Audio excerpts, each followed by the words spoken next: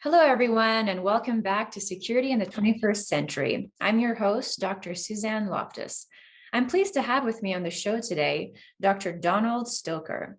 Don, thank you so much for being on the show with us. Welcome. Thank you for having me. So Don is a professor of national security and strategy for the Eisenhower School at National Defense University.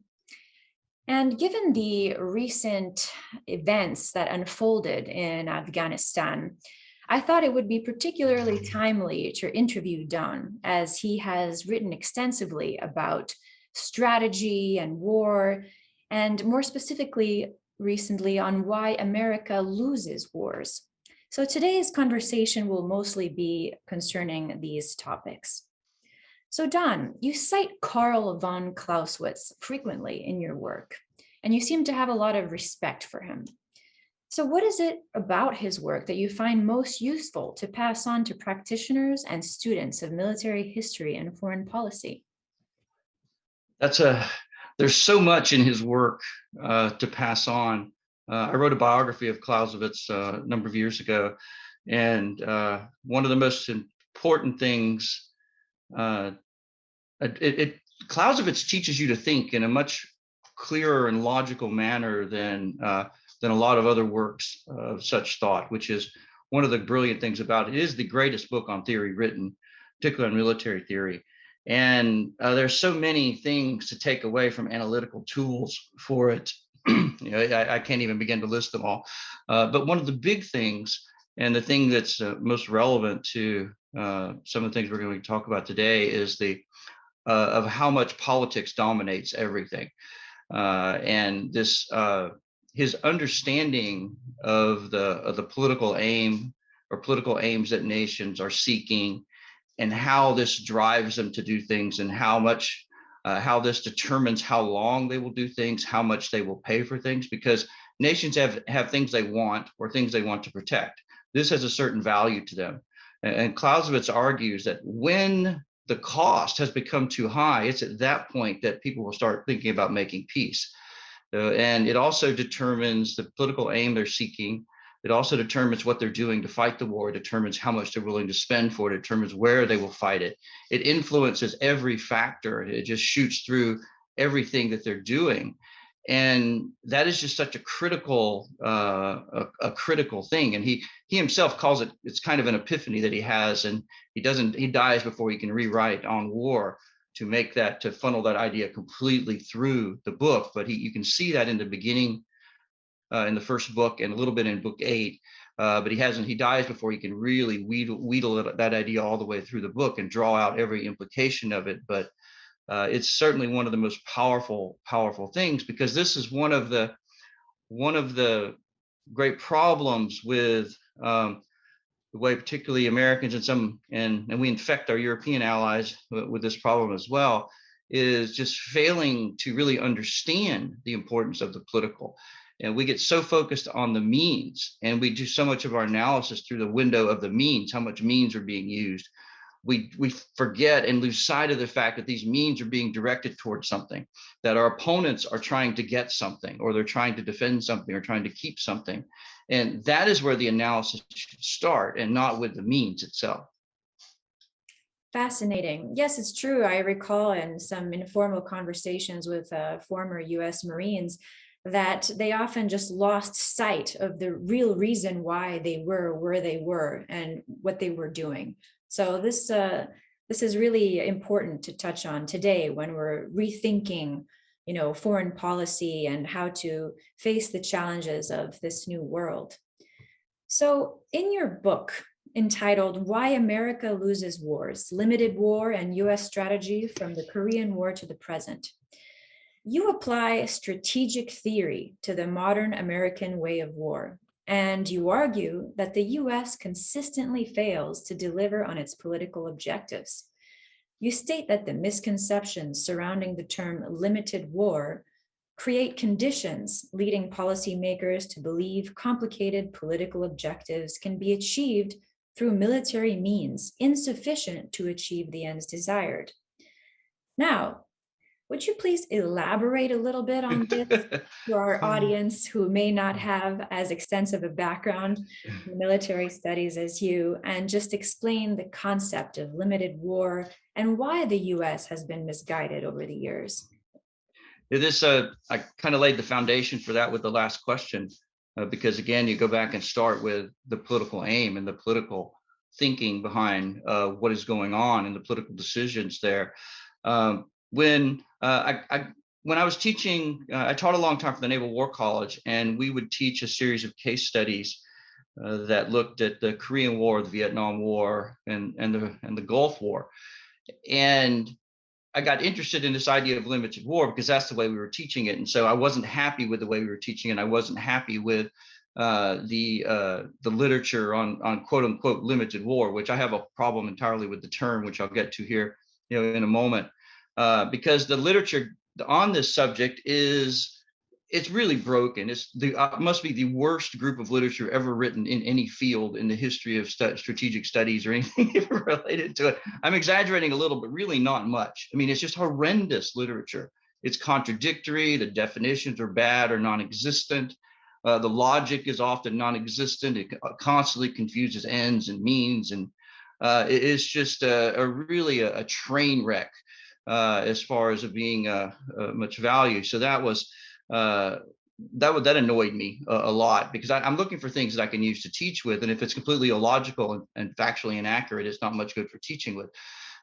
So I started digging into, okay, what does this topic really mean, and go back to Clausewitz with it. You've got to start with the aim. What is your aim? Are you for Clausewitz? Wars are fought for two. You can lump all the political aims into two things. One, you're either trying to overthrow the enemy regime or the other regime, or you're doing something else. You want something less than this. And Corbett, the theorist, Sir Julian Corbett, he kind of implies, puts up on top of Clausewitz's idea, these ideas of limited and unlimited as far as the aim. So an unlimited aim is to overthrow the enemy regime. A limited aim is to want something less to this. You can be defending yourself, or you're taking some of their provinces or something like that. And basically he takes Clausewitz's ideas and adds a couple of terms to them. And so here is the template I went back to start the analysis, because when you look at the material that's written on limited war, not all, but the bulk of it focuses on the means.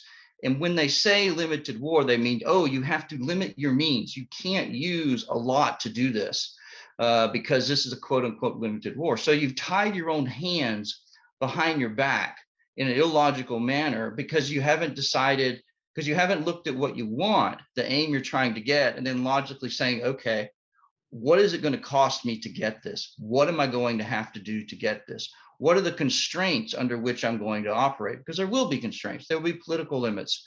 There will be other countries that will not want you to get these aims. That's the biggest constraint you have, because other countries have other aims. And you have the reality that your means are certainly limited in the sense that you don't have infinite means, as well.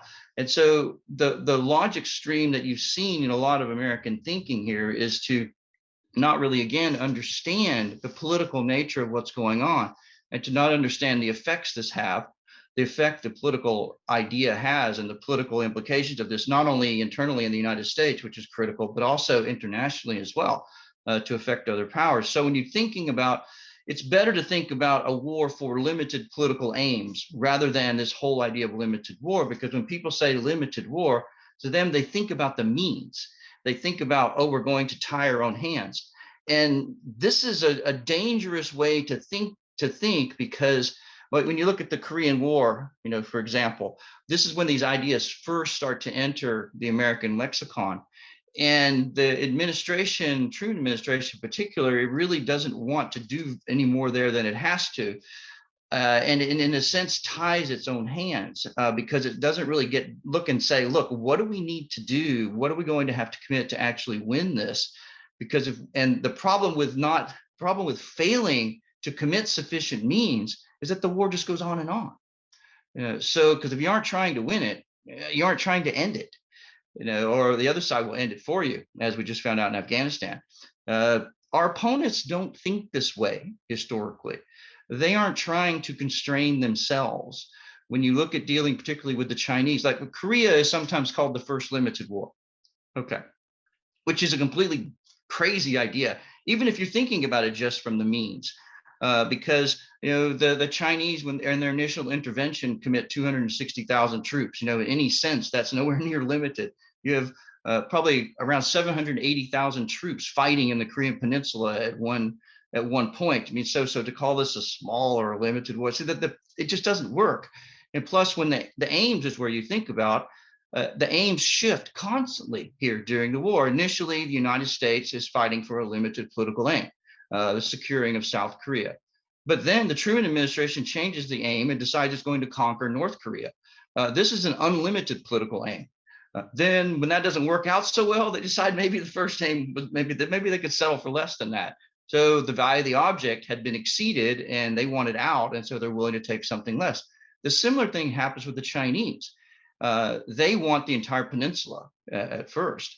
They want to destroy the South Korean regime, but when that doesn't work, they decide they'll settle for something less than that as well. So this is why you need to go back to the aim in the way of our thinking. When we think about just the means and look at that as a focus, just the only focus, we lose sight of the bigger picture.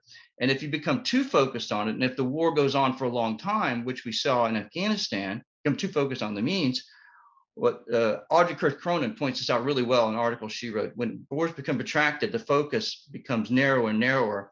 And what happens is administrations concentrate mostly on the tactical. And tactical action like drones and special forces operations, these become a substitute for strategy. And you really often can lose completely any strategic thinking at all, because you can become so focused on that. I thought she made the argument very, very well. So I know that's a lot in a long, rambling, complicated answer, but it sounds very complicated and challenging, and especially if you're in the midst of a war and your objectives do change. It's yes, how do you adapt to that? And in fact, if I'm not mistaken, I think part of what you're trying to say is to discourage that from happening by having a big picture goal in the beginning and basically sticking to it. And if it's an unlimited goal, such as regime change, not to mistakenly say that you have a more limited objective somewhat. yeah. I mean, I would not say that changing the aim is in and of itself bad, because sometimes you don't have a choice but to do this. And sometimes the situation changes and it can be advantageous to change the political aim. But the difficulty, particularly go back to the Korean War example, is that American leaders don't understand what this means when they change the aim sometimes, or they don't seriously consider the effects of it when they do change the aim. Because when you do change the political aim, well, the Korean example is the best one. When the Truman administration decided, yes, we are now going to conquer North Korea, there were people in the administration that were cheering this on, political and military leaders. But then you also had other people in the administration like George Kennan that said, look, you don't understand what you're doing here. We just intervene in South Korea to keep this the communists from conquering it. What makes you think they're not going to do the same thing? Because when you do this, it's going to have an effect on the Chinese and the Russians, which this wasn't something that the Truman administration didn't discuss. I mean, this was their worst case scenario. They just assumed that they wouldn't dare. It's not going to happen. And if the Chinese did intervene, it wouldn't be that big of a deal. So they just completely misread the situation, misunderstood their opponent, misunderstood the effects of what you're doing, because what you do internationally has effects on other countries. And it's sometimes very, very difficult to judge that. All countries sometimes think they can read the enemy's mind, but it's very difficult to determine what the enemy thinks is important. And sometimes we don't even know how important something is to us until it's threatened or until something happens. And again, Korea is the great example of this. The Truman administration had no desire to fight in Korea. Neither did the American military leaders. They're trying to get out of there because they want stuff for Europe. This is a place that they say is peripheral. It's unimportant. We don't care what happens. Then the communists invade and it suddenly becomes in the American interest to fight a war there. If you had asked these same people a month before whether it was in the US interest to fight there, they would have told you no. But a month later, there are tens of thousands of American troops fighting the North Korean army there. a couple of months later. So none of this is it's to say you can have pat rules for these things is very, very difficult to say because the situation's so fluid. Yeah, and it's very difficult to predict, as you said, the reaction of the opposition or opposing group or enemy. And let's shift to Afghanistan a little bit. And I know it's not one of your specific case studies in your book, but given, the recent events that took place there, I thought it would be great to talk about it a little bit. So first of all, why wasn't it part of the case studies in your book? Maybe it's a bit too complicated, but secondly, also, yes. let's talk about how we went wrong there, applying your theories. Yeah, well, the book a lot of reasons for not doing. One, the complexity of it makes it, and it goes on for so long. Plus, it also wasn't over yet. Yeah. When I wrote the book, and is part of it, and it is exceedingly complicated, to say the least. And to come up with a pat answer for anything is just impossible. And the postmortems will certainly go on for a long time. The political nature of it, I think, really, really shines through, and the importance of that again here, because the Biden administration's withdrawal was completely a political decision made at the very top by the president himself. He decided, from what we know, who knows yet? I mean, I caveat everything I say because I'm certainly not privy to anything classified, and I only know what I read in the newspaper like everyone else. But from what I gather, this brings back Clausewitz' idea so much of how important the political is. That the administration makes a decision that this is no longer in the interest of the United States, and that the United States is going to withdraw.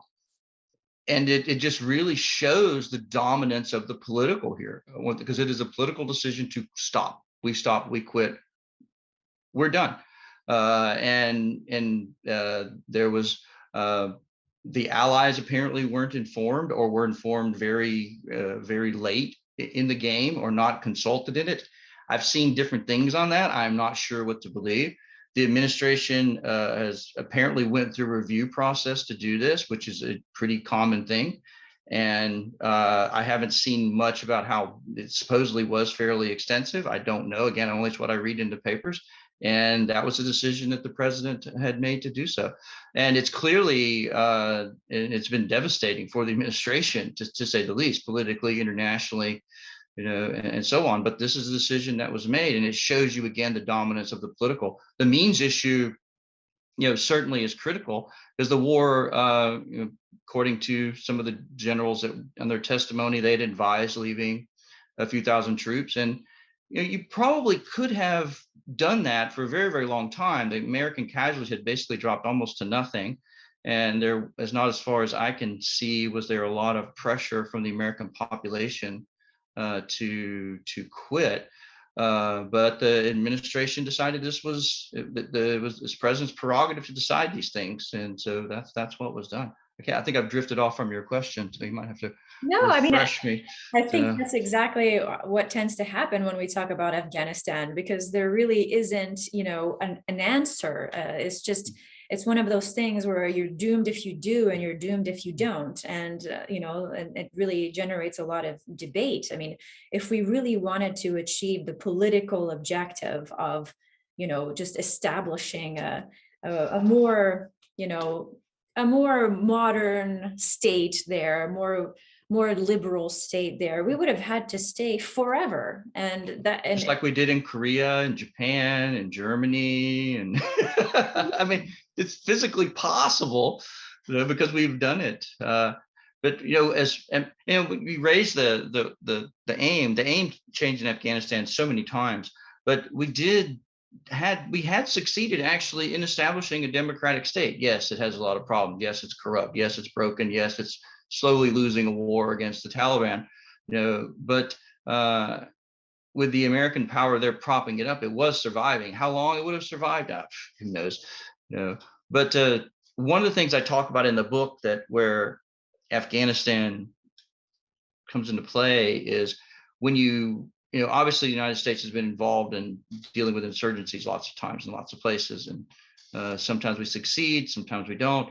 But from looking at that, one of the things that is looking at as from a strategic point, there are three big things when you're looking at insurgencies from both sides of it, excuse me, that are really critical. You know, control or influence or control the population or support of the population, controlling the sanctuary, and external support for the insurgents. If the counterinsurgent can win over even a chunk of the population, remove sanctuary, and remove external support for the insurgents, it usually has an excellent chance of winning. If the insurgent maintains its will, but if it has control or influence of a chunk of the population, external support and external sanctuary, or even internal sanctuary, it has a good chance of winning. You know, but if you're the counterinsurgents and we failed in all three of these realms. We had support of a big chunk of the population, but a huge chunk of the Afghan population we alienated, and a huge portion was never going to support us for religious and cultural reasons. That's just the way it is. We never removed the internal sanctuary completely, except for a short time in up to 2002, arguably into 2003, depending on who you ask. Never removed external support, never. And with that, when in fact we funded both sides of the war by paying the Pakistan, so Pakistanis so many billions of dollars over the year, which must be a fairly novel thing in history to fund the war against yourself, you know, indirectly. Sometimes arguably directly, you know. But this external sanctuary situation here, was that insurmountable? It is a really fair question to ask. I don't have an answer for that, and I don't know that anyone does. But not being able to remove that allowed the Taliban to have bases in Pakistan where they were funded by Pakistan and by other people, and to sit there and plan and prepare. I've been reading Karl von Clausewitz's book on Afghanistan, which is an interesting book.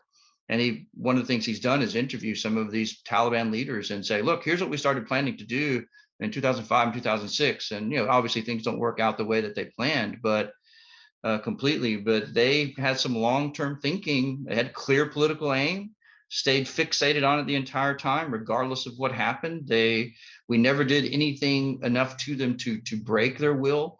And with their sanctuary in Pakistan, could we have? I mean, it's a question people are going to argue about for a very, very long time. Indeed, definitely. And as you said, there was a lot of pressure from the American population also to get out of there. But at the same time, you know, we're facing threats from all corners of the globe now, and U.S. military engagement in different parts of the globe may be necessary now, which is maybe part of the reason why they also wanted to withdraw their presence a little bit more from the area. And, you know, given those facts, how can we apply these important conclusions to the current debate on how to organize the military to compete with Russia and China today? Well, I think the administration needs to, and they're slowly doing it. I mean, you see, trying to figure out, well, what are their political aims? And sometimes administrations never clearly establish any larger political aims, and they maybe develop aims as things go along when problems arise. But from some of the speeches from Blinken, and I've read other things that say they might be altering what they call it, but one of his speeches, he talks about the aim needs to be to defend the international rules-based order, you know. So and so basically to defend the international system as it's constructed and protected, which is an interesting aim. I haven't really had enough time to think about it and see what I think about it as an aim, but it does give some focus and some direction and at least some clarity, you know, with it.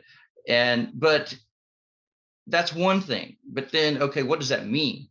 Ends up being the question, and what other aims are going to end up happening because of that. I mean, obviously the big focus now is on Russia and China, and what the administration needs to decide, and maybe they have already done it. Well, what are their aims in regard to China? What do they want what are their political aims, offensive, defensive, whatever, in regard to China and Russia. I don't know what these are. Maybe they're out there and been published, and maybe they're classified, and arguably they should be classified, and they shouldn't be telling everyone, what they are any more than is absolutely necessary. And from that, you need to develop a strategy for how you're going to do this. Really, more importantly, a grand strategy, how you're going to use the various elements of national power in order to achieve these aims. And you can see some of that coming out in some of the speeches from Blinken, and a little bit from the international security strategy, for some of the news reports lately. Essentially, various versions of deterrence seems to be what the administration is thinking about as to what grand strategy is going to be. How that's going to shake out, I don't know. Maybe we'll see it when we see the national security strategy, and maybe when we see the national defense strategy or national military strategy, whatever they're going to call it. So that's all coming in the pipeline with it. But obviously, deterring China, because you've got two different things here. One, you've got to think about you're acting actually in a peacetime environment. It's an environment where there's competition, but that's normal. That we have this whole idea of great power competition. This has suddenly happened again. It never went away. I find it very amusing that people say, "Oh, it's suddenly back." It never stopped. The competition never stopped. It's because people stopped focusing on it and seeing it as the end all of all things, and as a motivating driving factor. Doesn't mean that it ever stopped. But you also have to think about what you're doing in peacetime, in the midst of competition. But also, when you go back and look at the NATO war plans, which you can read, and there are a lot of older plans are in a nice compact place. What you see about them is they had very clear political aims for the use of military power in peacetime, directed at aims. The part of the strategy was deterrence, and the aim was to keep the Soviets from attacking. But then you had actually very clear plans and clear aims as to what to do in wartime as well. And so you have to think on these two different tracks, because these are not the same things, obviously. Using military power is a big deal difference than using military force, very different world. So you obviously have to think on these different tracks for it, both of which are exceedingly complicated and with so many different factors, and all the parts are constantly moving every day, depending on the actions of other people, none of which you can control. So it's really easy. Yeah, so to say the least. Yeah, and we also have to consider the trendy terms of hybrid warfare and gray zone warfare. And these are terms that you have a strong opinion about. In your co-authored article called Blurred Lines, Gray Zone Conflict and Hybrid War, Two Failures of American Strategic Thinking, with your colleague, Craig Whiteside, you argue that the terms that we just mentioned here and the concepts arising from them cause more harm than good, and contribute to a dangerous distortion of the concepts of war, peace, and geopolitical competition. And you argue that these terms are an example of an American failure to think clearly about political, military, and strategic issues, and their vitally important connections, and should be eliminated from the strategic lexicon. So in your opinion, what are the main problems with these terms, with gray zone conflict and hybrid war, and the related variations of each? Well, there are a lot of big problems with them. One of the biggest is that they just, good theory, and these people are writing theory, they don't realize it, but they're trying to write theory, is that theory should clarify things. It should give us solid definitions. It should help us explain problems and to understand problems, and provide us tools for analysis. The literature on these things does none of that. It actually does the opposite. Because any article you pick up on either of these things will have different meanings for them, or not bother to define them at all. Now, when you look at also, they very much confuse strategy and tactics. They are ahistorical. The historical examples usually used to prove them, quote unquote, are almost always wrong. And so then the list goes on. But the biggest problem is that they confuse war and peace, because what they do is they confuse, they lose track of the reality that interstate competition is part of how the world works. And they lose track of the fact, or don't understand the fact, that subversion is part of also how the way the world works. Because you mentioned one of the points that we make is that they confuse war and peace, and because you see these constant references to fighting in the gray zone. Okay, now think about that. The first question you should ask when you're doing analysis is, are you at war or are you at peace? If you're looking at another country, if you're looking at Russia or looking at China, whether or not you're at war with them is kind of important. But the literature on this simply ignores that and assumes there's this nebulous area between war and peace, where other people don't assume that. But other people understand that subversion is something that goes on during war and during peacetime competition. And so what they're doing, they're confusing subversion with acts of war. Now, you can declare anything an act of war politically. I mean, there's certain rules under international law that certain things are act of war, attacking someone, blockades, whatever, but politically you can make whatever you want to be an act of war, but subversion is not necessarily an act of war. Interfering in an election is not necessarily an act of war, but it's a form of political subversion. And so the confusion with this is exceedingly dangerous when you have commanders of American divisions tweeting out to their soldiers that my friend Craig was a veteran of this division. He was appalled that they're fighting in the gray zone. He says, you don't understand what you mean when you tell paratroopers this. So this is not good because they're not actually fighting in the gray zone. So things like that. I mean, there's just no clarity in the definitions. For example, with hybrid war, basically the argument is, we've never had this blending of, and it's very much at the tactical level, what the writers talk about here. We've never had this blending of conventional and unconventional and crime. And I was like, well, yes, that's the entire history of warfare. There's nothing new here. This is how George Washington fought the American Revolution. If you want to be really ungenerous to him, I mean, he's using conventional troops, he uses unconventional troops, and he's so broke after 1780, he's having to just confiscate supplies in order to keep the army in the field. So essentially, this is crime because he's really stealing from people to do it. So I mean, and that's just it. So it's just, and a lot of it is because people looked at what happened in the Ukraine and other places, particularly with the gray zone nonsense, and they said, there's this really confusing thing the Russians are doing. And my question is always, where's the gray? I don't see any gray here. They had a bunch of troops. They took their symbols off, and they invaded the Crimea, and then they invaded the Ukraine. As Michael Kaufman, he says, there's nothing particularly gray here unless tanks and artillery are something new in the world. So there's just this refusal to actually call the war a war. It is a war. The Russians fought a war against the Ukraine. They conquered Crimea, and they took half of the Ukraine, and this is a war that's still going on. What Putin's aims were, I have no idea. It depends on who you ask with that. Did he want all of Ukraine? Did he only want part of it? Does he only want a constant problem there? I couldn't pretend to see that. So in a roundabout way, and these questions, they don't really look at the aims that are being sought. These terms, they really get focused so much on the tactical. They confuse what is going on. They refuse to actually see the reality of what is going on. And they essentially allow the way we view the world, the way that the West views the world, to be dictated by other powers. Because some of the Russian political scientists, for example, they love this idea of the gray zone because it means they can undermine the international order and the way that international law works and the way that states currently relate to one another, because they can they've basically taken this American idea and now trying to use it, and because they don't like the system the way that it works, because it constrains them. And so anything they can take to break it, manipulate it, poke a hole in it, they're happy with that.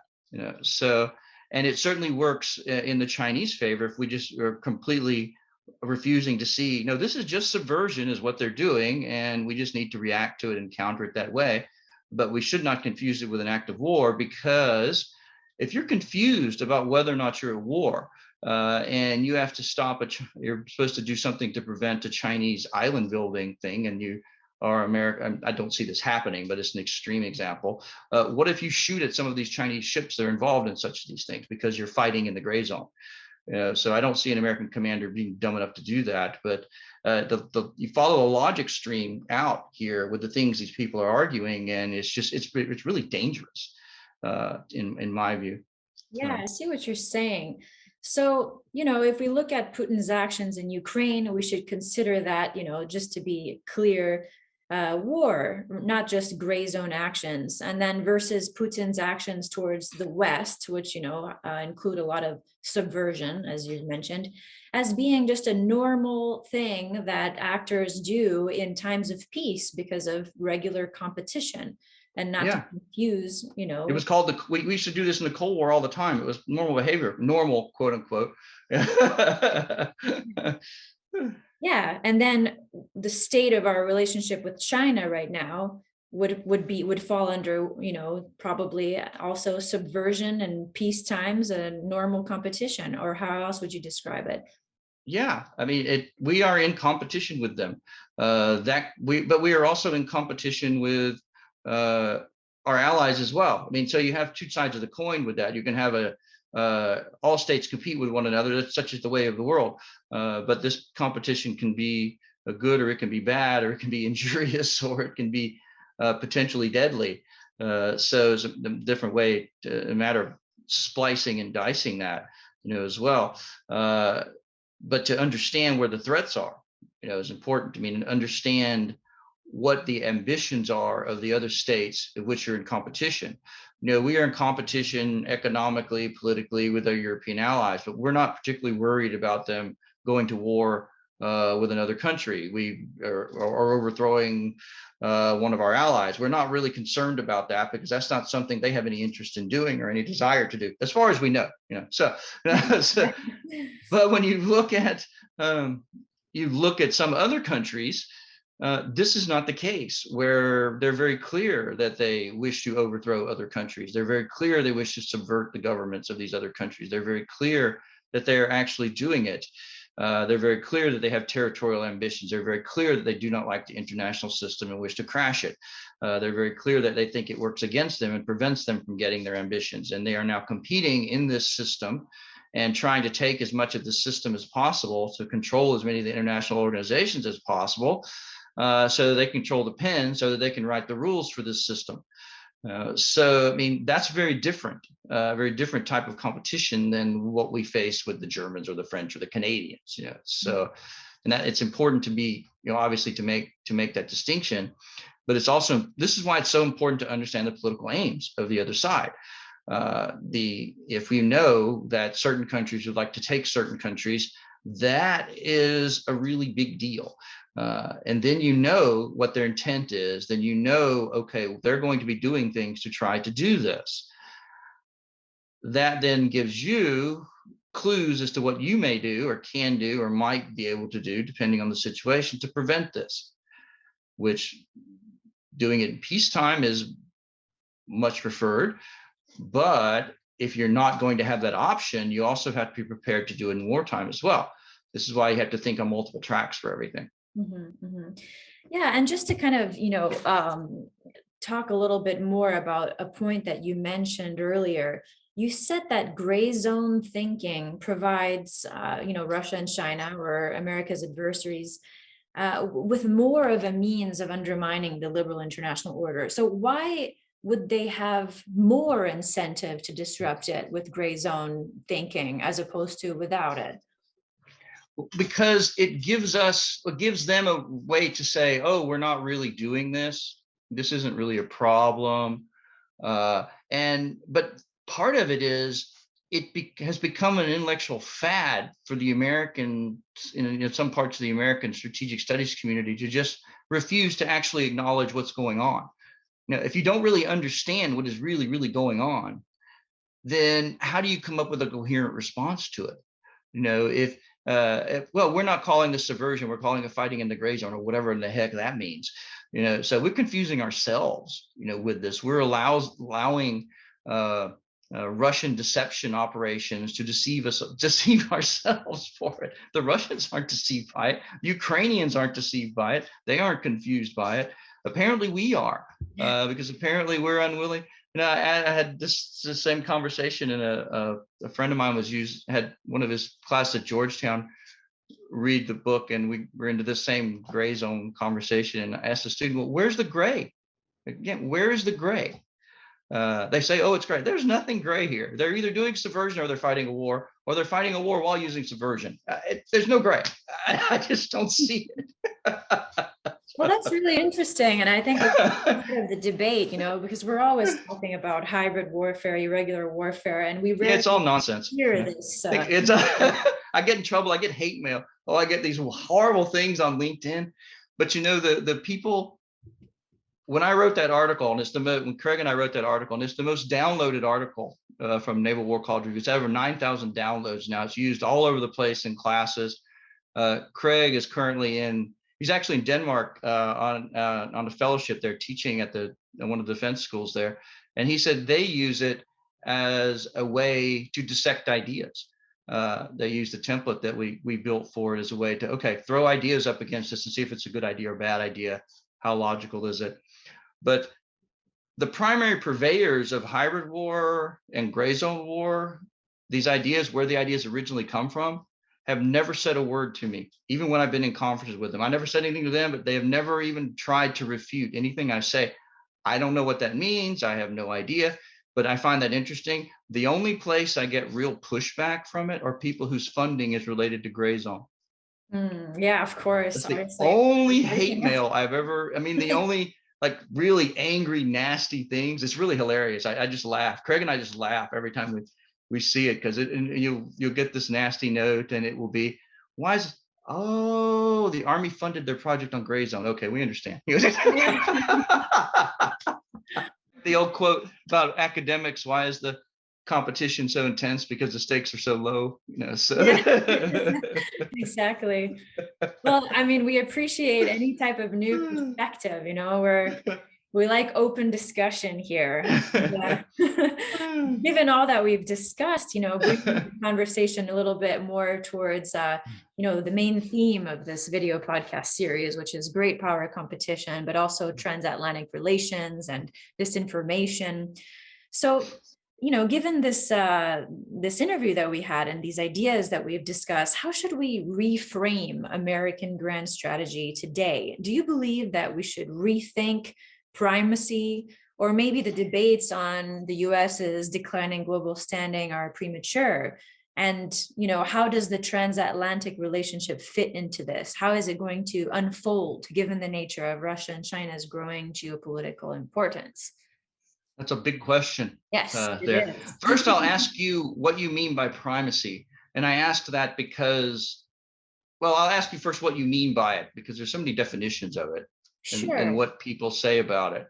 Yeah. So when I say U.S. primacy, I'm referring to the position and the standing that the United States had, especially after the fall of the Soviet Union, when it seemed like they were kind of the only sheriff in town, and that liberal democracy had prevailed, and that, the world was globalizing, liberal market economies, liberal democracy. And, it just kind of seemed to be working out the way that the US would want it to work out. And, but then at the same time, it also entailed a type of foreign policy that, some realist thinkers have titled,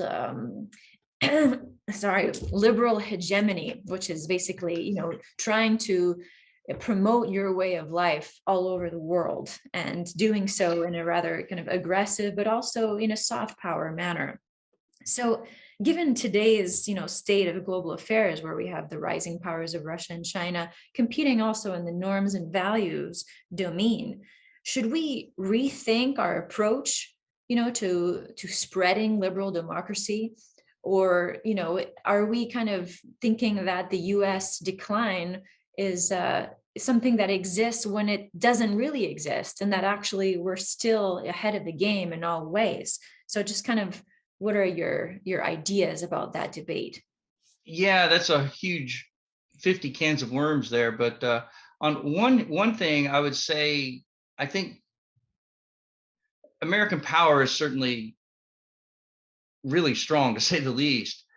But what I think certainly causes some people concern is that the relative American power. In relation to other states, American power has certainly declined. And that's just a normal thing that happens in history. So that, I think, is just something to the reality of it, such is the way of the world. But when you mention these terms, primacy, liberal hegemony, and I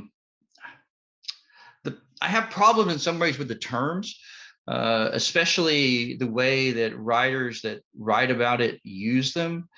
And my answer to this kind of multi-layered and maybe not as clear as it should be, but I've just written written a history of American grand strategy from 1775 to today. And one of the things when you read the grand strategy literature, it has a lot of problems, like all literature. One, it almost all of it completely ignores the political aim, and it writes in a vacuum. It's in a political vacuum, and it is so much of it is means focused. Now, it doesn't mean there isn't some good work there, particularly some of the historical works that have been done are sometimes really superb. Particularly this book on American relations with Asia on grand strategy by More Than Providences. This is a great book. But when you look at more of the political science IR literature, here is where you're more often to get these ideas on primacy and liberal hegemony. And some of these writers insist that this is what America is doing and what America is trying to do, that America is trying to have liberal hegemony, and they have different ways of defining it, with sometimes being a problem. Or they'll say America is seeking primacy, which they're not really very clear about that. Do they mean this is a political aim? Do they mean this is strategy for doing it? And that's kind of confusing. And the added layer to all of this is that you don't actually see these terms in the discussions of the people who are actually making the decisions. It's not the way they're actually thinking. This is people writing at it from the outside that are imposing what they see, sometimes generally imposing what they see, which is not actually what the administrations are trying to do. Because sometimes administrations don't actually have any political aims to start with, and they have no idea what they're doing. And that goes for both parties. It depends on which president when. So that's part of the reason, I know it's a long, complicated answer to the question, but there's so many false assumptions built into some of these ideas that the ideas aren't particularly sound, they aren't particularly well defined, and they aren't historically accurate. They aren't accurate depictions of what actually the administrations are trying to do. So that I would first take issue with, and I've kind of lost track as to where we were going from here to as far as looking forward to grand strategy. One, I pointed out the problem with a lot of the writing on this is the lack of political aims being there. And this is, again, to rotate back to the conversation we had about what the Biden administration is doing, the establishment of clear political aims is really necessary to do it. Whether the administrations tell us or not, again, they don't need to tell us. I don't think. Maybe they do for political reasons. It would depend, I guess. But then here is where grand strategy comes in, because you're focusing your elements of national power on these political aims. But part of the assumption in the writing on grand strategy is that you can have this Kennan sweepstakes, meaning you can have this one term, one size fits all, where you can do containment, have enlargement or democratic enlargement or whatever you want it to be. And this can be your blanket grand strategy. That's really almost impossible to do, because every situation is different and you're going to have multiple aims. If you have multiple aims, you have to have multiple routes for getting to these aims very often, not always, but usually. So having this blanket one brand definition for grand strategy is extremely difficult to do. Containment is a rarity, but that was only directed initially against the Soviet Union, and it wasn't something that was meant to cover all possibilities. So that is something that we have to consider as well. And so it's an extremely complicated puzzle, to say the least, to try to get it right. And sometimes we academics writing about it oversimplify it too much and try to have this branding for it. But now that you've got your political aims, and now you understand your elements of national power, your diplomatic power, information, military, economic, now comes the hard part. Actually, what are you going to do with them? What are you going to do with this national power? How are you going to harness it? How are you going to direct it to these various aims? How are you going to make that work? How are you going to pay for it? How are you going to get people to support it? How are you going to get your allies to support it? Because they have different political aims. How are you going to overcome the fact that the people or nations this might be directed to, they certainly have different aims that are certainly going to interfere with what you're trying to do. You have to get what you want or protect what you have, while at the same time preventing nefarious powers from getting what they want. Protecting what you have requires different elements of power or different use of power compared to preventing the nefarious country from getting what it wants. That's different as well. And so the thought processes have to be different here. This is why it's back to Clausewitz's idea and why his theory is the best ever. And it applies in so many ways to beyond war itself. Understanding the aim, understanding what the other person wants, the other country wants, and understanding why. Why do they want this? What is driving them to get that? Put yourself as much as you possibly can into their head and into their feet, which is difficult, really difficult to do.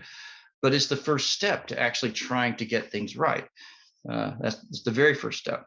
Yeah, and we've prioritized a lot, NATO and the transatlantic relationship, but sometimes they don't have the same perception of what's going on, and may not see China the same way, for example, or Russia the same way. You're absolutely right. How do we, deal with that in the future? That's a tough one, because you've got to find places where it's obviously cooperative, where your aims intersect with it. But your point on China is a good one. The Europeans have a different view, depending on the European country, have a different view about the danger of China and a different view about what the relationship should be with China than the American political leaders do. So what American leaders want to do in regard to China is probably going to be different than what European leaders want to do. It depends on the European leader, obviously, and this will change as their governments change. But the same thing in regard to Russia with the Nord Stream pipelines. This was a problem that dated the Reagan administration from the first pipelines. It was a big, huge issue that Reagan was trying to keep pipelines from Soviet Union coming in. It caused so much stress with NATO. He decided, frankly, it wasn't worth it. And the Trump administration was certainly very much against the pipelines, and this is a big break point with Merkel. And the Biden administration has apparently decided it wasn't worth it. But you can see why the Americans don't want Soviet gas and oil coming into Europe, because it gives them leverage over the Europeans, which are our primary allies. Do we want our obviously revanchist power having leverage over our opponent, over our allies? The answer is no, but sometimes you can't do anything about it, right? So, because your allies make their own decisions, they have their own interests as well, and they don't necessarily coincide. Exactly. Well, Don, this has been a fascinating conversation. Thank you so much for your time. Thank you for having me today. Thank you very much. And for the audience, of course, thank you so much again for tuning in to Security in the 21st Century, and I look forward to seeing you next time.